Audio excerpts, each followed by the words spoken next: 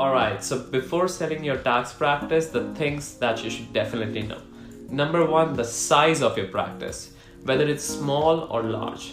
A small practice could be anywhere from 50 to 250k in annual revenue.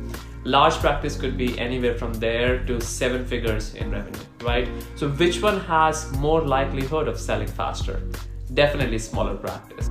A smaller practice always gets more offers and sells faster. And on the other hand, a larger practice needs buyers which have much more in cash, who can afford $1 million worth of practice or $500,000 as well. So they need a big pile of cash, and there are fewer buyers in the market for that. Second, check your clients' retention and accounts receivable. So for clients retention, you can export a list of last 3 years into Excel and do a quick math to see what your client retention rate is year over year. Here, what I've done is just assigned a quick count to each client, and then in 2020 and 21, I've done a quick math comparing against the last year to see if the client was retained. And then I took a list of total count.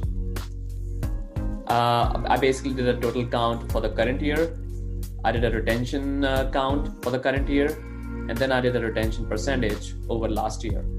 So anything from 70 to 80% is considered generally good by the buyer. And if your retention rate comes out lower than that, then you can try to improve that before going into the market. Even if it's lower, you can still step into the market, but ideally I would definitely recommend to try to improve that before you step into the market. For accounts receivable, buyer's perspective is always to buy a practice which has zero to low accounts receivable or which has low collection issues, right? So if your practice has very high accounts receivable in general or have more collection issues, try to improve on that before you step into the market for selling a practice. I'll also be talking about how to create a system of invoicing so you can have zero AR year over year. So I'll be talking more about that in the next videos. Number 3, buyer's perspective. It's really important to understand a buyer's perspective before selling your tax practice, because a buyer is always trying to maximize their ROI when they're trying to buy a tax practice, which is attributed to multiple factors. So here's the list of all those important factors. Number 1, revenue growth and profitability, obviously.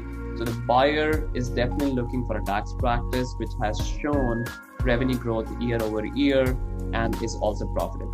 That doesn't mean that if your practice is lacking one of those 2 variables or even both of them, it wouldn't really get sold. It's just that it could take longer to find the perfect buyer. Number 2, from buyer's perspective, they definitely want to maximize their ROI by giving you the lowest down payment and then the remaining installment as a percentage of the revenue in future. We'll be discussing this later in detail as well as a part of different payment options. But just to give you an idea, because as a seller, we'd want to take all the money upfront for the sale of our practice. But of course, buyer's perspective, a buyer definitely wants to lowball you or want to maximize their ROI by giving you the lowest down payment and deferring their payments. Third, buyer prefers a practice that has low collection issues and high client retention, as I mentioned before as well. Obviously, because buyer doesn't want to buy a practice that will have collection issues and clients gonna leave as soon as they take over.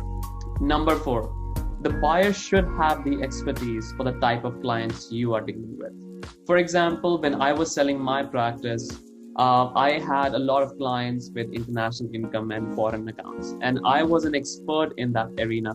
But one of the buyers that made me an offer wasn't. So when they did the due diligence, the deal fell through, even though they loved my tax practice for the revenue growth and automations that I had put into my company.